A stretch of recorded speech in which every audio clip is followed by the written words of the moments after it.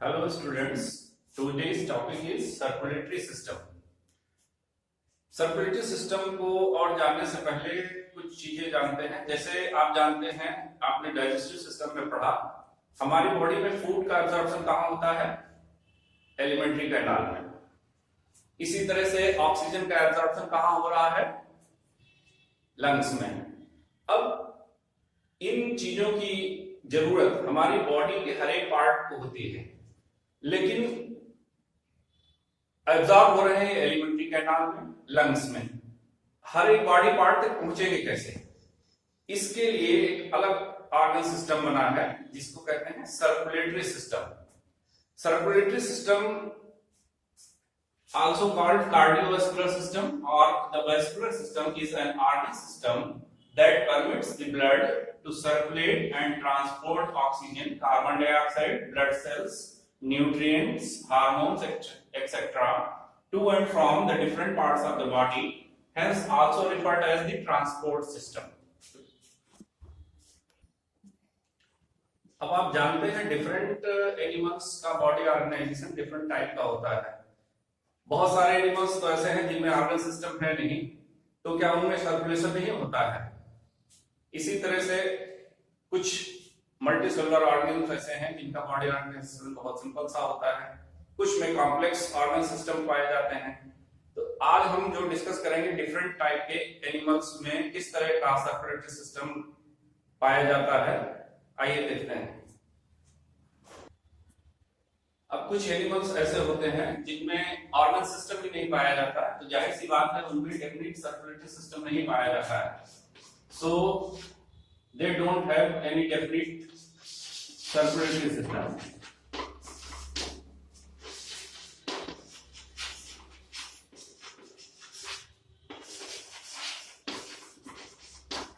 लेकिन जो higher animals हैं उनमें डेफिनेट सर्कुलेटरी सिस्टम पाया जाता है।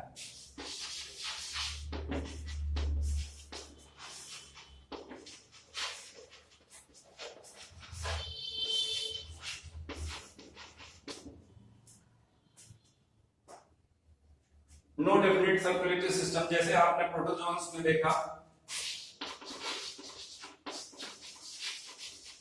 प्रोटोजोन से लेकर और अप टू दी हेलमिन्स, यहां तक के एनिमल्स में सर्कुलेटरी सिस्टम नहीं पाया जाता। उनमें सर्कुलेटरी सिस्टम नहीं पाया जाता है। क्या उनमें सर्कुलेशन नहीं होता है? होता है। आइए एक एग्जांपल देखते हैं। जैसे प्रोटोजोन्स में एक एग्जांपल है पैरामीशियम का। अब पैरामीशियम में आपने फूड वैक्यूल देखी होगी जो मूव करती है। अब ये फूड वैक्यूल बनती है कहां पर?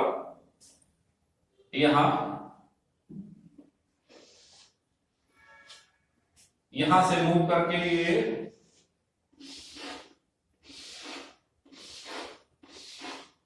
पूरी बॉडी में सर्कुलेट करते हुए और लास्ट में यहां पर जो फाइनल ओपनिंग होती है जिसको क्या कहते हैं? साइटोकाइल्स, यहां पर आकर ये फिक्स हो जाती है और यहां जो फूड मटेरियल या जो वेस्ट मटेरियल है वो बाहर निकाल दिया जाता है। ये जो मूवमेंट है वैक्यूल का, ये कैसे होता है? इसमें मदद करते हैं प्रोटोप्लाज्म और इसकी जो कॉन्ट्रैक्टाइल वैक्यूल्स हैं। आप जानते हैं पैरामीशियम में दो कॉन्ट्रैक्टाइल वैक्यूल्स पाई जाती हैं,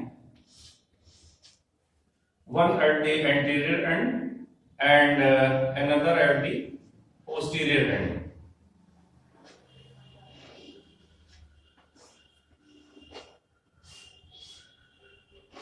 ये दोनों ही वैक्यूल्स अल्टरनेटिवली पल्सेट करती हैं। इनमें सिस्टोलिक और डायस्टोलिक स्टेजेस आती हैं। इनके पल्सेशन से इनका जो प्रोटोप्लाज्म है पैरामीशियम का, वो एक डेफिनेट पाथवे पर मूव करता है और उसी के साथ ये जो फूड वैक्यूल है वो मूव करती है। इस प्रोसेस को पैरामीशियम में इस प्रोसेस को कहते हैं साइक्लोसिस। तो ये जो प्रोसेस है ये एक तरह से ट्रांसपोर्ट सिस्टम या वेस्कुलर सिस्टम का काम कर रहा है, जो कि हायर कार्डेट्स में। इसी तरह से आप स्पंजेस में देखते हैं, वहां पर भी डेफिनेट वेस्कुलर सिस्टम या ट्रांसपोर्ट सिस्टम नहीं है, वहां पर वाटर वेस्कुलर सिस्टम मदद करता है ट्रांसपोर्टेशन का। हेल्मिन्स में भी चूंकि प्लेटी हेल्मिन्स जो है उनमें बॉडी फ्लूइड नहीं पाया जाता है, उनकी बॉडी फ्लैट होती है, तो उनमें जो भी एक्सचेंज होता है न्यूट्रिएंट्स का या गैसेस का वो तो जनरल बॉडी सरफेस हो जाता है। जबकि जो एस्केल्मेंथीज हैं उनकी जो स्यूडोसील होती है वो मदद करती है transportation of food and oxygen. अब जो डेफिनिट सर्कुलेटरी सिस्टम वाले एनिमल्स हैं इनको बेसिकली दो कैटेगरीज में डिवाइड कर सकते हैं। कुछ एनिमल्स ऐसे होते हैं जिनमें सर्कुलेटरी सिस्टम क्लोज टाइप का होता है,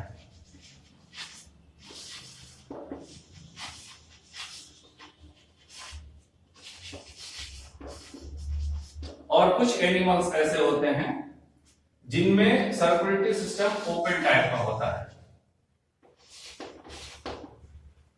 अब ये क्लोज्ड और ओपन सर्कुलेटरी सिस्टम क्या है, आइए देखते हैं। जो ओपन सर्कुलेटरी सिस्टम होता है इसमें ब्लड पंप किया जाता है, जो पंपिंग सिस्टम होता है जिसको आप हार्ट कहते हैं। हार्ट से मूव करके ये जाता है आर्टरीज में, आर्टरी से और फाइनल ये आर्टीरियोल में। लेकिन यहां से ये, जैसे कि आपने अदर एनिमल्स में पढ़ा होगा या हायर एनिमल्स में पढ़ा होगा, वेन्स पाई जाती है जो ब्लड को वापस लाती है कहां, हार्ट में। लेकिन इनमें वेन्स या मैन्युअल सिस्टम नहीं पाया जाता है, बल्कि साइनसेस पाए जाते हैं। अब इन साइनसेस में पहुंचने से पहले ये जो आर्टीरियोल्स हैं इनमें से ब्लड निकल के और जो बॉडी सेल्स हैं या टिश्यू सेल्स हैं डायरेक्ट इनके कांटेक्ट में आता है, और जो भी एक्सचेंज होना होता है वो इस ब्लड और इन सेल्स के बीच हो जाता है। यहां से ब्लड जहां इकट्ठा होता है उन्हें साइनसेस कहते हैं, और इन साइनसेस से ये डिफरेंट चैनल से होते हुए वापस हार्ट में पहुंच जाता है। तो आप देख रहे हैं यहां पर ब्लड जो है वो डायरेक्ट कांटेक्ट में आ रहा है इसके बॉडी सेल्स के या टिश्यू सेल्स के, जबकि जो क्लोज्ड सर्कुलेटरी सिस्टम होते हैं इनमें ब्लड कभी भी डायरेक्ट कांटेक्ट में नहीं आता है बॉडी टिश्यू सेल्स के, बल्कि इनमें ब्लड डेफिनिट चैनल्स में मूव करता है। हार्ट से आर्टरीज में, आर्टरी से आर्टीरियोल्स में, आर्टीरियोल से एक बीच में एक और सिस्टम पाया जाता है जिसको कैपिलरी नेटवर्क कहते हैं। कैपिलरीज में, कैपिलरीज से वेन्यूल्स में, वेन्यूल से वेन्स में, और जो बड़ी वेन्स होती हैं कई सारी वेन्स मिलके वीना केवा, और यहां से वापस हार्ट में। यहां पर ब्लड कभी भी इन डेफिनिट चैनल्स को छोड़ के बॉडी सेल्स या टिश्यू सेल्स के कांटेक्ट में नहीं आता है। तो फिर एक्सचेंज कहां होता है, एक्सचेंज होता है इन कैपिलरी नेटवर्क्स में। यहां पर जैसे ये कोई टिश्यू सेल्स हैं और यहां से कोई कैपिलरी मूव कर रही है, आप जानते हैं टिश्यू सेल्स के बीच में एक स्पेसिफिक फ्लूइड पाया जाता है जिसको कहते हैं इंटरस्टिशियल फ्लूइड, या कभी कभी टिश्यू फ्लूइड भी कह देते हैं। और ये कैपिलरीज हैं, यहां से ये ब्लड मूव कर रहा है। इस ब्लड में से जो भी एक्सचेंज होता है वो ब्लड और इस इंटरस्टिशियल फ्लूइड के बीच होता है। ब्लड से मान लो ऑक्सीजन आ रही है, ऑक्सीजन निकल के इस फ्लूइड में चली जाएगी, और यहाँ से कार्बन डाइऑक्साइड वापस जानी है, तो कार्बन डाइऑक्साइड इस फ्लूइड से निकल के ब्लड में चली जाएगी। लेकिन ब्लड कभी भी अपना पाथवे छोड़कर सीधे टिश्यूज या सेल्स के कांटेक्ट में नहीं आता है। इस तरह से जो सर्कुलेटरी सिस्टम है वो दो तरह का हो जाता है, ओपन सर्कुलेटरी सिस्टम और close circulatory system. Open circulatory system basically जो आर्थ्रोपोड्स है, इसके बहुत अच्छा एग्जांपल है आर्थ्रोपोड्स में,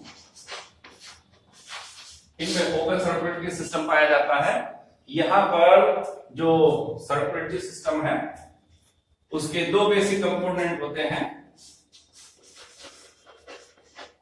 इनका जो ब्लड होता है ये हीमोलिम्फ कहलाता है, और इसमें जो ब्लड सेल्स पाए जाते हैं इनको हीमोसाइट्स कहते हैं।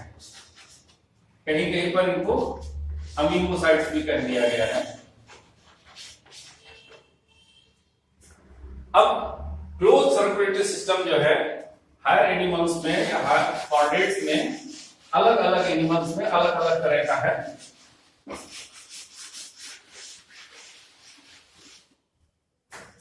इसको हम दो हेड्स में देख सकते हैं।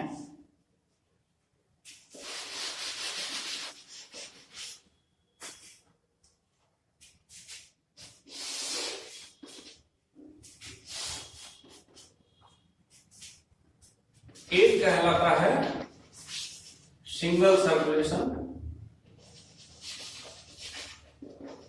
और दूसरा कहलाता है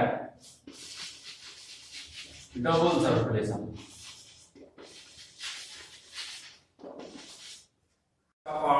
सिंगल सर्कुलेशन, सिंगल सर्कुलेशन का बहुत अच्छा एग्जांपल है फिश। फिश में ब्लड हार्ट से पंप किया जाता है, बल्बस या कोनस आर्टेरियोसस में, और यहां से फिर ये ब्लड आर्टरीज में जाता है,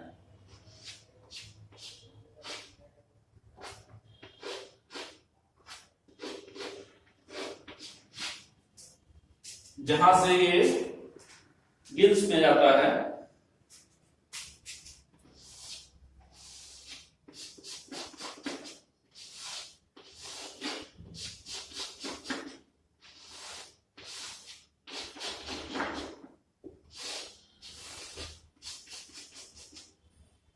गिल्स में गैसेस एक्सचेंज होता है और इसमें से कार्बन डाइऑक्साइड बाहर निकल जाती है और ऑक्सीजन अंदर आ जाती है, जिससे ये इसका ऑक्सीजनेशन हो जाता है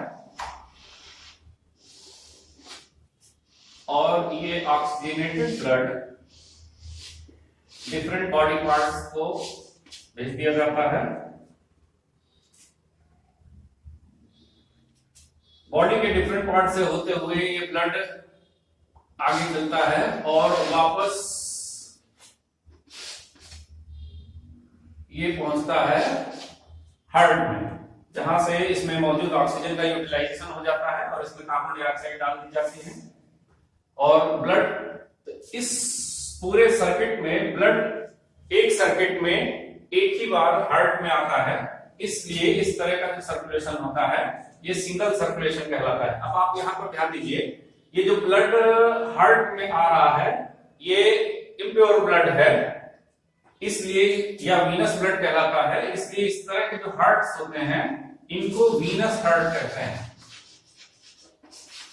तो फिश का जो हार्ट होता है ये इसीलिए वीनस हार्ट कहलाता है क्योंकि इसमें जो ब्लड आता है ये वीनस ब्लड होता है। ये सिंगल सर्कुलेशन का एग्जांपल हो गया। अब जो डबल सर्कुलेशन है, ये डबल सर्कुलेशन, इसके भी तीन डिफरेंट कैटेगरीज हैं। एक है mixed double circulation,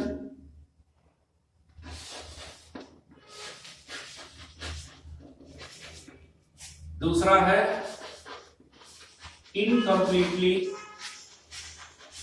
mixed double circulation,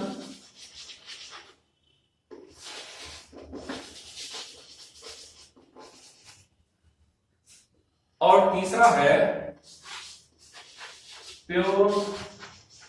double circulation.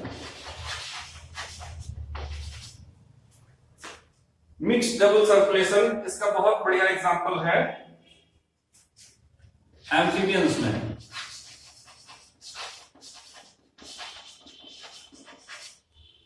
जो इनकम्प्लीटली मिक्स डबल सर्कुलेशन है, ये पाया जाता है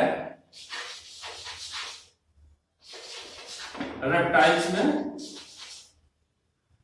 जो प्योर डबल सर्कुलेशन है, ये इसके एग्जांपल हैं जो आपके हायर रेप्टाइल्स हैं, बर्ड्स हैं एंड मैमल्स। तो ये मिक्स डबल सर्कुलेशन क्या है, इनकम्प्लीटली मिक्स डबल सर्कुलेशन क्या है, प्योर डबल सर्कुलेशन क्या है। तो सबसे पहले मिक्स डबल सर्कुलेशन देखते हैं। तो मिक्स डबल सर्कुलेशन का एग्जांपल क्या बताया हमने, एम्फीबियंस। मिक्स डबल सर्कुलेशन को समझने से पहले थोड़ा सा एम्फीबियन जो हार्ट है, खासकर फ्रॉग का हार्ट, इसको देखते हैं। फ्रॉग का हार्ट 3 चैम्बर्ड होता है, जिसमें 2 एट्रियम और 1 वेंट्रिकल होता है, और इसके एंटीरियर एंड से यहां से आर्टा निकलते हैं। ये आर्टा निकलते ही बाइफर्केट हो जाते हैं और फिर इनमें 3 अलग अलग ब्रांचेज हो जाती हैं।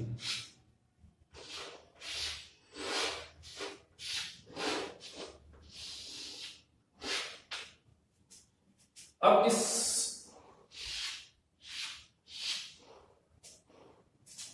हार्ट में जो ब्लड आते हैं, ये 3 मेन वेन्स होती हैं, जिनको वीना केवा भी कहते हैं।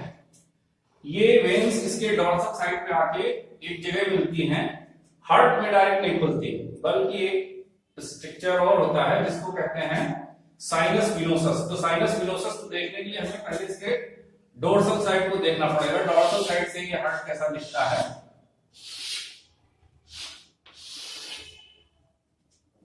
यहां पर एक एडिशनल स्ट्रक्चर दिखाई पड़ता है, सैक लाइक।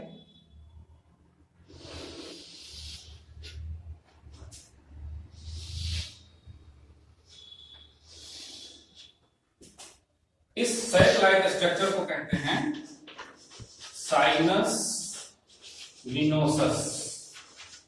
इस वर्ड को आप याद रखिएगा, क्योंकि ये वर्ड आगे जब आप मैमेलियन हार्ट पढ़ेंगे तो वहां पर ये वर्ड काम आएगा। अब इसमें और डिटेल में नहीं जाते हैं, क्योंकि हमें जो पढ़ना है फिलहाल यहाँ मिक्स डबल सर्कुलेशन पढ़ना है, फ्रॉग का हार्ट नहीं पढ़ना है। अदरवाइज ये बहुत कॉम्प्लेक्स स्ट्रक्चर है, इसको अलग से डिटेल में कभी पढ़ लेंगे। फिलहाल मिक्स डबल सर्कुलेशन क्या है, कैसे ब्लड, इसको ब्लड मिक्स होता है इसमें। तो इसको समझने के लिए इस हार्ट का एक सेक्शन देखते हैं। इसकी इंटरनल स्ट्रक्चर जब देखेंगे तो आपको मिक्स डबल सर्कुलेशन क्लियर हो जाएगा। जैसा हमने बताया आपको, फ्रॉग के हार्ट में 3 चैम्बर होते हैं। इसमें जो एट्रियम होते हैं ये कंप्लीटली डिवाइडेड होते हैं,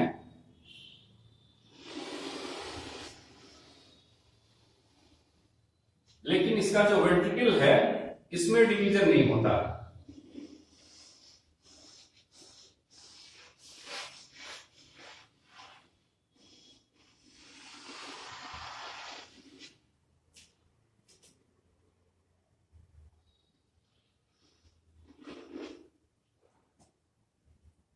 यहां से एक कॉमन आर्च निकलती है,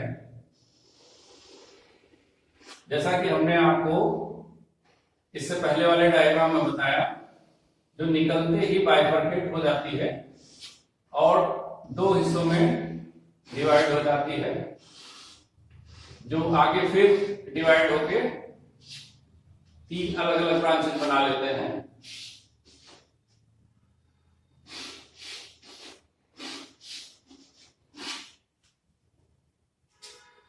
अब साइनस विनोसस की ओपनिंग यहां इस आर्टा के पीछे होती है।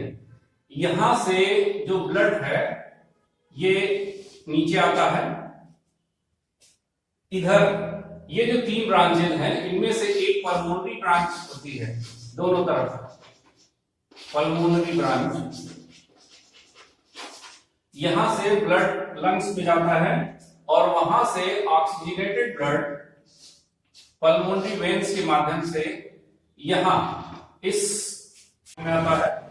ये इसका लेफ्ट एट्रियम हो गया, ये राइट एट्रियम हो गया और ये इसका वेंट्रिकल हो गया। तो लेफ्ट एट्रियम में जो ब्लड आ रहा है ये कहां से आ रहा है? लंग से आ रहा है और ये ऑक्सीजनेटेड ब्लड होता है जो कहां आएगा? यहाँ नीचे वेंट्रिकल्स में आता है। जो राइट एट्रियम में ब्लड आ रहा है ये वीनस ब्लड आता है और ये कहां से आ रहा है? वाया साइनस विनोसस, यहां से ये नीचे आएगा। जब ये वेंट्रिकल में आएंगे दोनों, तो यहां पर इन दोनों ब्लड की मिक्सिंग हो जाएगी। यहां प्योर ब्लड भी होगा और इम्प्योर ब्लड भी होगा। अब जब ये वेंट्रिकल्स कॉन्ट्रैक्ट करेंगे तो ये जो ब्लड वेंट्रिकल में भरा हुआ है ये जब जाएगा इस आर्च में तो ये कैसा होगा? मिक्स्ड होगा और यहां से ये डिफरेंट बॉडी पार्ट्स में जाता है। आप जानते हैं क्योंकि ऐसा ये क्यों होता है, क्यों मिक्सिंग होती है ब्लड की? आप सब लोग जानते हैं कि फ्रॉग विंटर सीजन में या एडवर्स कंडीशंस में क्या करते हैं? हाइबरनेट करते हैं। हाइबरनेशन के समय जो लंग्स के द्वारा यानी जो पल्मोनरी रेस्पिरेशन है फ्रॉग्स में वो ऑलमोस्ट 0 हो जाता है। तो उस कंडीशंस में तब रेस्पिरेशन की तो जरूरत होती है। उस कंडीशंस में जो रेस्पिरेशन है वो किसके द्वारा होता है? थ्रू क्यूटेनियस ब्रांच यानी कि स्किन के द्वारा रेस्पिरेशन होता है। और यहां से ये जो ब्लड आ रहा है कहां पर? साइनस विनोसस में। ये कहां से आ रहा है? क्योंकि इसमें एक पार्ट आने वाला ब्लड जो है वो स्किन से भी आता है, इसलिए इसमें जो आने वाला ब्लड है उसमें ऑक्सीजन भी होती है। अब ये जो ब्लड नीचे आएगा और फिर यहां से जब ये डिफरेंट बॉडी पार्ट्स के लिए जा रहा है तो उसमें थोड़ी बहुत ऑक्सीजन की मात्रा प्रेजेंट रहती है। तो इस तरह से ये हो गया आपका मिक्स्ड डबल सर्कुलेशन। अब इनकम्प्लीटली मिक्स्ड डबल सर्कुलेशन क्या है? इसको हम यही इसी डायग्राम के माध्यम से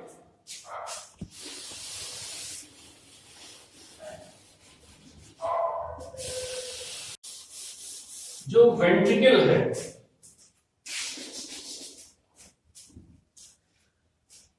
बाकी स्ट्रक्चर तो ऑलमोस्ट वैसे ही हो जाएगा, लेकिन यहां पर जो ओरिजिन है वो 2 आवर्टा अलग अलग ओरिजिनेट होते हैं। इसके साथ साथ जो वेंट्रिकल है यहां पर एक इंटरवेंट्रिकुलर सेप्टम डेवलप हो जाता है। क्या डेवलप हो जाता है? Inter ventricular septum. अब ये कंप्लीट नहीं है, जिसकी वजह से वेंट्रिकल्स का डिवीजन तो है लेकिन कंप्लीट डिवीजन नहीं है। इससे क्या होगा? इसमें यहां से ये निकलती है पल्मोनरी आर्च और यहां से ये निकलकर बाइफरकेट हो जाती है, एक राइट साइड के लंग्स में और दूसरी लेफ्ट साइड के लंग को चली जाती है।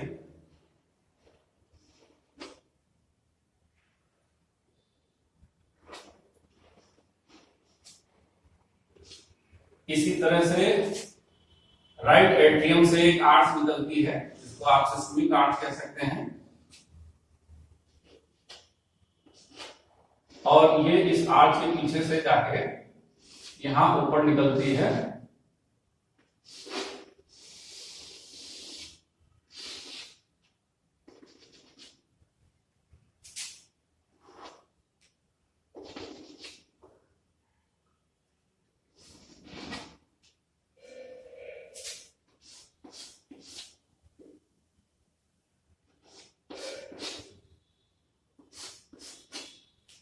अब इसमें जो डिफरेंट बॉडी पार्ट से आने वाला ब्लड है वो कहाँ आता है, यहाँ राइट एट्रियम से, ये डॉर्सल साइड से होते हुए इसकी ओपनिंग भी यहीं लेफ्ट एट्रियम में होती है।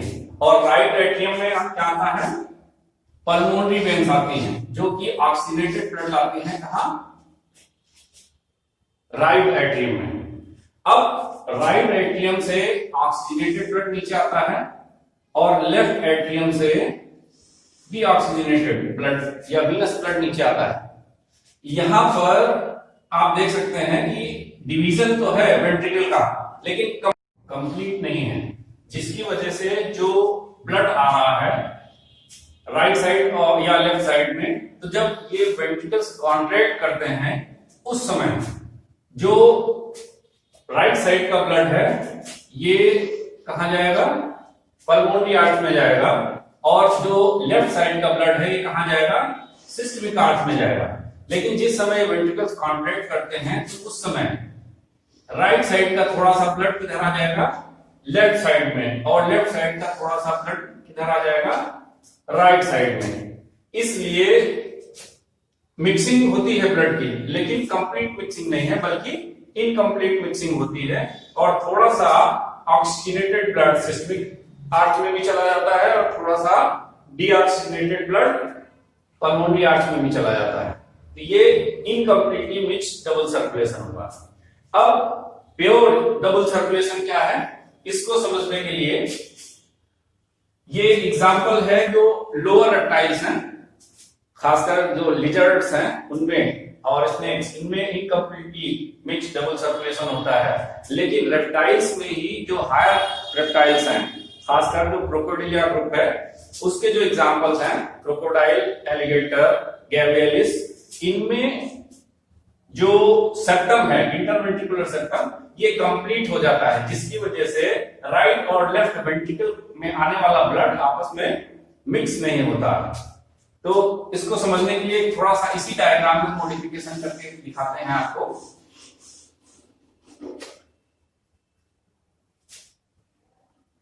यहां पर ये जो सेप्टम है, इंटरवेंट्रिकुलर सेप्टम, ये कंप्लीट हो जाता है। इससे क्या होता है, जो लेफ्ट साइड से आने वाला प्योर ब्लड है पल्मोनरी आर्टरीज के माध्यम से, पल्मोनरी वेन्स के माध्यम से जो आ रहा है, ये लेफ्ट एट्रियम में आकर फिर लेफ्ट वेंट्रिकल में आएगा, और जो वीनस ब्लड आ रहा है ये राइट एट्रियम में आकर राइट वेंट्रिकल में आएगा।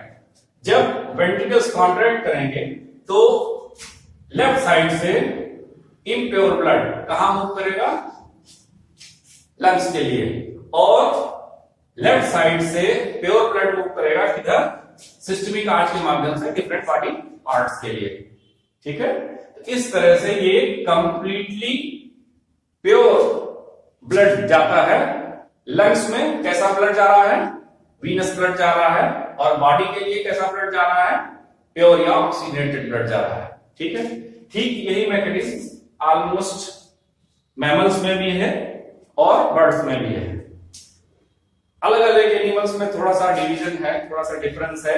बर्ड्स में राइट साइड की जो सिस्टमिक आर्च है वो रहती है, लेफ्ट साइड की सिस्टमिक आर्च डिसअपीयर हो जाती है, जबकि मैमल्स में लेफ्ट साइड की सिस्टमिक आर्च बनी रहती है और राइट साइड की डिसअपीयर हो जाती है। ये थोड़े से मॉडिफिकेशंस हैं जिसको आप अलग से पढ़ सकते हैं। अभी हमारा जो फोकस होगा नेक्स्ट लेक्चर में वो होगा ह्यूमन सर्कुलेटरी सिस्टम में।